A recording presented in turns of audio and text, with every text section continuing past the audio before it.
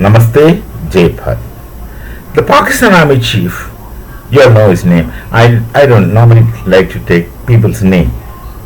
So the Pakistan Army chief is on a visit to some selected nations. For example, like Sri Lanka, unfortunate Sri Lanka. They're on a visit to he's on a visit to some places. And what's his mission of visiting? He wants to share different thoughts and different technology, etc., with these people. So he goes to discuss that. We will share things with you people. So towards the direction of sharing the defense equipments and technology, he goes to visit many smaller nations. Now, do Pakistan make anything whatsoever? In the sense, do you have anything that's made in Pakistan other than international brands who come and go? Who come and go is to be underlined because they won't stay there long. They push off. So what technology do they have to share? They don't have anything of their own. At least 80+% of whatever the military equipment which Pakistan is having is from China. China doesn't give them free, but they let them borrow. And borrowing to whatever extent, I'm sure China typically sits and makes a list of things lent to them. The account is there, so much of million you owe us at least.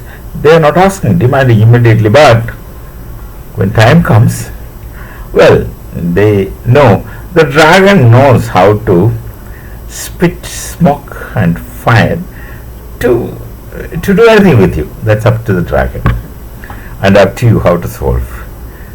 So he goes through. They don't have anything of their own. So just come to think, which technology is trying to share? Which technology, which military equipment is trying to sell to these people? He doesn't have. So obviously who's? Chinese. China has got a man, very obedient man, who's holding a position, who would go and do the marketing job for China. China will use you. China had never been sincere to anyone. Not to the people of China. Begin telling, we have traditional historical relations with China for centuries and centuries. And the people of China, we always respected, and the people of China, they always respected people of Bharat, Buddha as a land. However, the so-called modern communism is not real communism. The modern communism who will use communism for their convenience, where convenience is a criteria, and will behave like capitalist. That is the synthetic unity of anachronism in so-called modern communism. It's not just in China, it's in most of the places. So communism becomes unworthy of any discussion, except the theories someone wants to look into Marx, which again is a romantic fantasy. That's my personal opinion. If you ask me, I can substantiate that. So they sent this people. The people of China, I'm talking about the people of China. The people of China, they are under again suppression. They are not a democratic government. They are under the iron curtain of the so-called modern communism. Legitimately, it's supposed to be called as neo-Marxism, but neo-Marxism belongs to some people like in Althusser, Habermas, Frankfurt School, and all the stories. That's not what I mean. Modern practical political communism, which is in rule.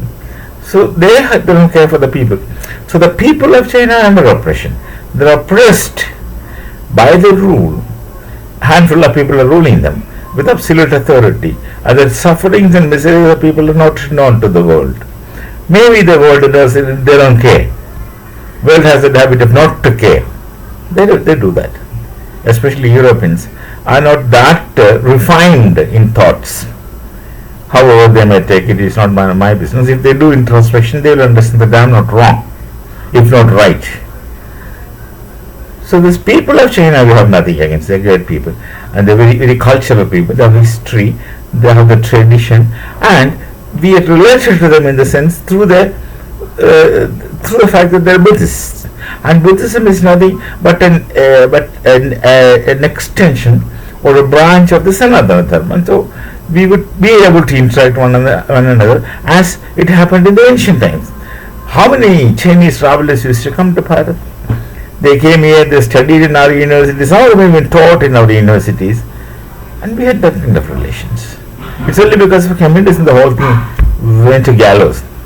Because communism is more selfish in China. I'm not talking about communism in theory. The kind of communism that you find in China is they're selfish. They just want to look at what's selfish. Selfish for the nation is a great thing, but not selfish for the nation. Selfish for the group, caucus, their party. That's the case with all over the world. Fine. So we have nothing against them. And these people, these Iron Curtain people, they have technological advance. Why not? How they will not have technological advancement? Because under suppression, it's a kind of modern slavery in their factories, etc. So they want to sell their weapons, and they want to sell their weapons. The best instrument is Pakistan. You send them, they would say we are using it. So Pakistan would act as a marketing manager for China, and that's what the Pakistan people are doing. And of course they will have personal gains. Should be some kind of understanding. That's of course their lookout. But this is again interestingly funny, and not in the normal sense. Should not be, not in the normal order. It's funny. So let's meet again. So many things happens around, unfortunately. Namaste, Jai Bharat, Jai Sri Ram.